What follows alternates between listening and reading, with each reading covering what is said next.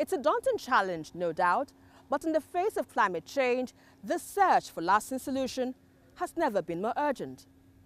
This and more will be our focus in this week's edition of Green Angle. Welcome. Navigating these floodwaters has become a daily struggle for residents and business owners on Lagos Island. For years, many have endured disrupted routines and damaged property, with growing concerns about safety and livelihoods.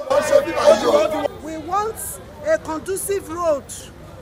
Help us to do this road very well. Now, officials from the Lagos Ministry of Environment, led by the Commissioner, Tokunbo Wahab, took a tour of the flood-prone areas across Lagos Island to inspect ongoing drainage and desilting works. The visit comes weeks after Governor Babajide Sanwo-Olu approved the regeneration of this locality due to its long-standing environmental issues.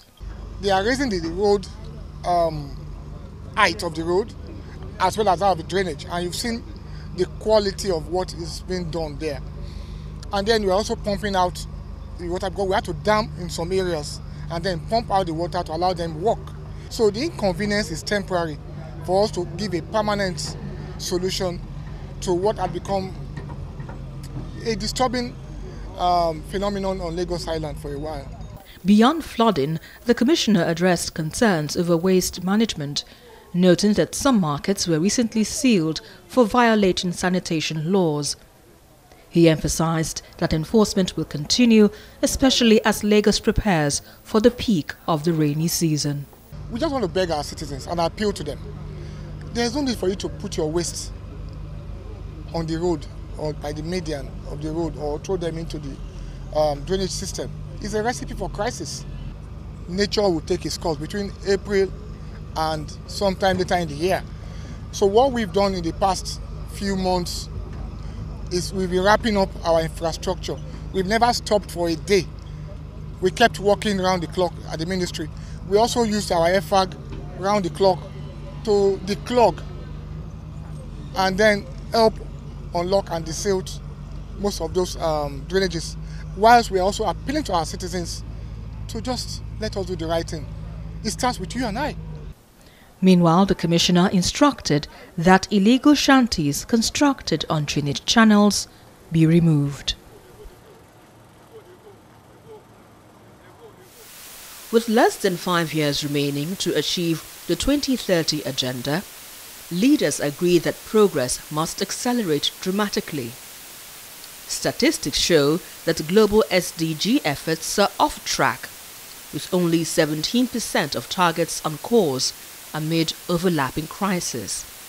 Areas across Africa. Thank you. Here at this roundtable, key stakeholders discuss strategies to adopt in scaling investments and taking bold steps to create impact in communities. This is why our focus today on the 6 key UN transition pathways is so important. In fact, these pathways have been identified as critical areas that can trigger progress on all 17 goals. They are food systems, energy access, digital connectivity, education, jobs and social protection, and climate resilience. By making breakthroughs in each of these 6 areas, we will uplift our communities and accelerate progress on multiple SDGs at once. This CEO Roundtable is part of a broader effort to unite business development and public sector actors around the SDGs in Nigeria and across Africa. What legacy will we leave? I believe this is a question that sort of resonates with most of us in the room, with our leaders in Nigeria and across the world. What legacy will we leave? Beyond the balance sheets and the market share, what world are we bequeathing to future generations? Are we architects of an inclusive economy where prosperity is shared by all? Or are we inadvertently widening divides? Are we responsible stewards of our natural heritage, or are we compromising the well-being of those who will come after us? We need to heighten the awareness of that sense of urgency, because SDG really is about development now and development in future. So it has to be, we have to have a mindset globally and as a nation where we understand that this thing has to be integrated in whatever we do in development anywhere. So for it to be integrated, that means that we have to take the SDGs and just leave them within the different areas and sectors, whether from a communal point of view or from a private sector point of view. Organizers stressed that the insights and commitments from this forum will carry into the upcoming African Social Impact Summit 2025. It is now critical and a race against time to mitigate the impact of impending floods, predicted to affect about 15 million Nigerians. The federal government assures that losses will be lower this time around. The Tinubu administration now has to drive an initiative that shifts disaster management from reactive responses to proactive preparedness. This must be our turning point. We cannot live here with only communiques and good intentions. We must take ownership of this framework, embed it into our institutions, and stay accountable to its promise. This is the most practical way to prevent disasters and protect lives. The Minister of Humanitarian Affairs and Disaster Management recommended the enactment of a risk management and data sharing protocol, the establishment of a National Risk and Sustainable Coordination Center, early funding for anticipatory actions, and the deployment of technology to enable real-time monitoring of situations across the country. Can we have a National Risk and Vulnerability Coordination Hub? This same legislation should create a multi-agency coordination center under the leadership of the Minister of Humanitarian Affairs and Poverty Reduction, because the foundation of any response in any national emergency is the National Social Register, which is resident in my ministry. Coordination of this program will be domiciled in the Office of the National Security Advisor. Nuhu Ribadu says the anticipatory capacity of the nation is a priority of the Tinubu administration, as it is essential in sustaining lives and securing national assets. For us in the Office of the National Security Advisor, this shift from the reactive response to anticipatory action is not just a humanitarian necessity, it is a national security imperative. With proper coordination and execution of the anticipatory action framework, the administration of President Bola Tinubu may score points in ensuring the impact is significantly reduced and flood-ravaged communities are supported to rebuild their livelihood. This is Akojo Ise, a coastal community in Ibeju-Lekki, Lagos. And as you can see, a large portion of this community is already in the ocean. Majority of the locals here, who are fishermen, tell me that the rising sea levels have affected their livelihoods, forcing them to adopt strict measures just to survive.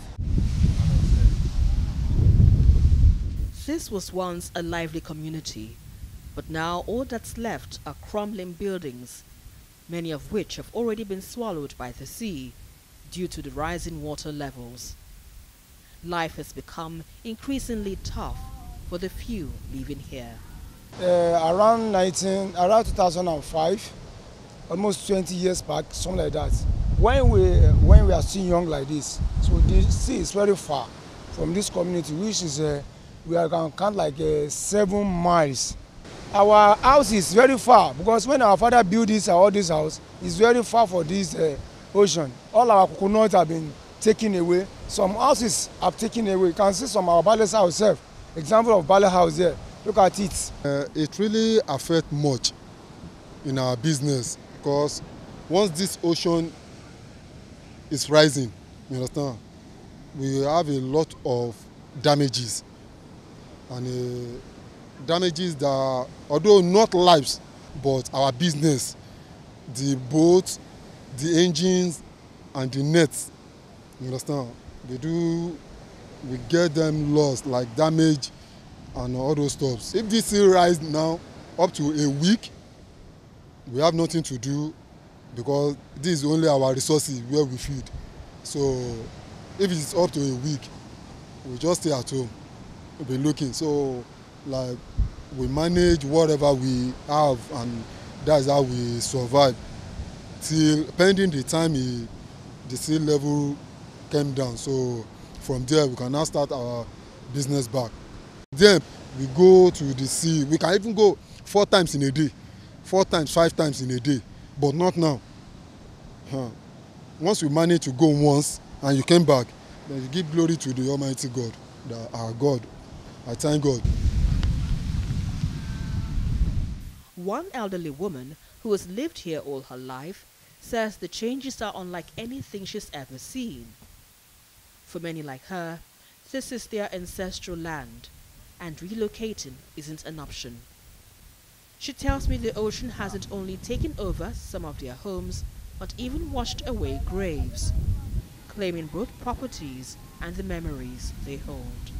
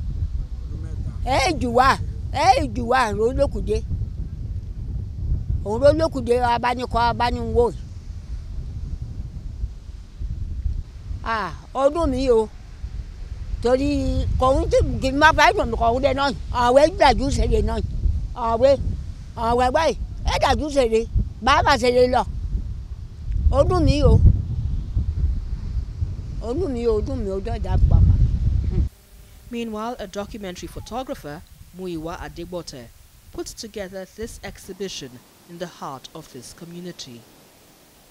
The aim is to bring attention to the crisis in Akodoise and call for urgent action before the ocean consumes what's left of this historic community. The aim of this exhibition is not to point accusing fingers as to who, but then is to raise some form of awareness so that, number one, people know what the issue is, you know, and then people can then begin to look at how best to address these issues collectively, not just as community members, as even as governments, as private stakeholders. And then after we created these works, we thought, instead of having these works in an exhibition, instead of having these works in a museum or a gallery, let's bring it to the hearts of the communities that are affected. Let's look at how these communities too can be brought to limelight, you know. So we decided to bring people to the exhibition and not take exhibition to the people, and that's why we've set a particular part of Akodoise community up for the exhibition space, which we have right in front of me. The exhibition starts from a dilapidated structure which is right behind me. This dilapidated structure happens to belong to the traditional ruler of this place, you know. So we have some of our works displayed there, you know, and then from there people come to the park to see other works. We're also doing this to sort of educate these community locals on, one, climate change, the ocean, and not just even the ocean, how to strengthen the ocean and how to strengthen, you know, or how to have some form of ocean resilience, you know. Very importantly to us too as a media organization is the fact that we thought over time a lot of these incidences occur before a photojournalist gets to that community. So we thought it also would be nice to educate the young ones in the community on how to also tell their own stories themselves, you know, such that the world too sees and then people see. Yes. But what we've tried to do is we've tried to first of all talk to them about what climate change really is about. We've asked each of them, considering what they do, how they are being impacted in different ways about climate change, either a fisherman, either a trader, either a farmer, and the truth is they've all been impacted in different ways, right? Now, we've also then asked, what are actionable solutions that you think you can take with trained them already, and then we've asked them to give actionable solutions that they can take, Together with that too, for the locals, those that have phones, we've trained them on how to also document these incidences happening in their communities, and with the collaboration of LASEPA, which is the Lagos State Environmental Protection Agency. They have a arm in that agency that connects to the grassroots, that connects to the community, that it's such a platform where people can come on that platform and talk about what is happening. So we've tried to collaborate. The training we are doing, we've tried to merge it together with LASEPA, such that when people have complaints, they have phone numbers from the ministries, they have a WhatsApp group where they could just dump those pictures. Very importantly too, we've also tried to talk to these community people to create some form of association. We believe that when they come together, there's unison, their collective voices are heard. So we've encouraged them to create that association such that they are able to hear their voices out to people. Yes. In the wake of the climate crisis, experts are calling for a post-environmental impact assessment and more research to understand the full extent of the climate-related damage and explore long-term solutions. They say building embankments is critical because these barriers can help hold back the ocean, offering protection to the people and their way of life. Green Angle returns in just a moment. Meet Ife Dilichukwu Chibike, a talented artist